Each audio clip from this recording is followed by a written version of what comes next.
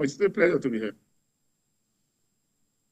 Asian shares rallied today as investors braced for U.S.-Chinese inflation data, along with the corporate reporting that season where results are needed to justify stocks valuation. MSCI's broadest index of Asian Pacific shares outside of Japan fell flat after retreating 2.5% last week. Japan's Nikkei was closed for a holiday, though index had been underpinned by a drop in the yen as the dollar enjoyed a broad bounce. Chinese blue chips lost another 0.5%, having slid almost 3% last week, while Eurostock 50 features were flat, FTSE features firmer, S&P 500 and Nasdaq features were both up 0.1%. And to that big story, the U.S. National Transport Safety Board says the key missing component from the Boeing 737 MAX 9 jet involved in an Alaska Airlines emergency landing has been recovered from the backyard of a suburban home. The Federal Aviation Administration on Saturday ordered the temporary grounding of 171 Boeing MAX 9 jets installed with same panel, which weighs about 27 kilograms and covered an operational exit door mainly used by low-cost airlines. Some passengers on board the flight shared some of their experiences. Take a listen. I'm excited to announce that we found the door plug.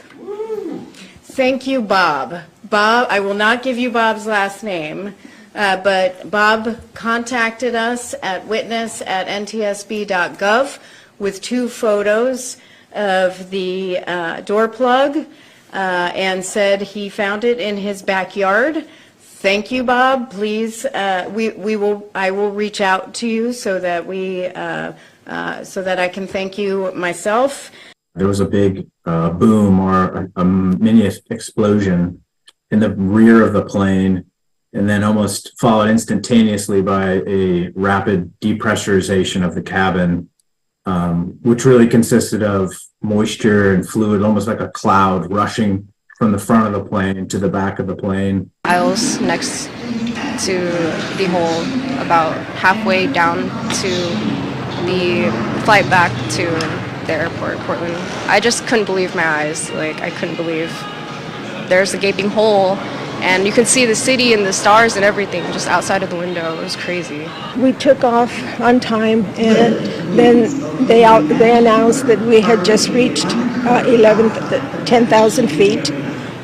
And so we flew for another 3 or 4 minutes, and then we heard this pop, and all the oxygen masks came down, and I wasn't afraid. I don't know why, but and the people, no one really screamed or anything. It was, and then the pilot, one of the guys that was there, his shirt was sucked out, and his phone was sucked out, and and the pilot just, by the faith of God, he got us landed.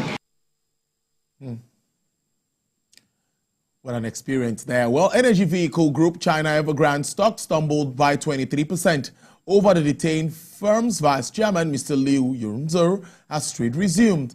The shares fell as low as 32 cents after being suspended from the trading session, but regained ground and were last down 1.2%. The stock plunged 18.6% the first week of 2024. Plans for it to sell shares to U.S.-listed and WTN had been scrapped. According to electric vehicle arm of the property developer, Mr. Liu had been detained on suspicion of crimes. Recall that filing in late September reveals that the chairman and co-founder of the parent group, Mr. Hukar Yun, has been under investigation for suspected crimes.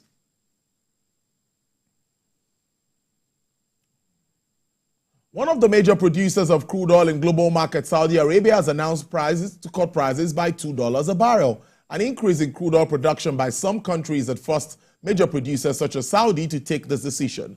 Both contracts climbed the first week of 2024 after investors returned from holiday to focus on geopolitical risk following attacks in Yemeni Houthis on ships in Red Sea. U.S. Secretary of State Mr. Antony Blinken has warned that Gaza's conflict could spread across the region without concrete peace efforts, although Israeli Prime Minister Mr. Benjamin Netanyahu vowed to continue the war until Hamas was eliminated. Offsetting the Upward pressure on prices from geopolitical concerns. Output from the Organization of Petroleum Exporting Countries rose 70,000 barrels per day in December to 27.8 million barrels per day.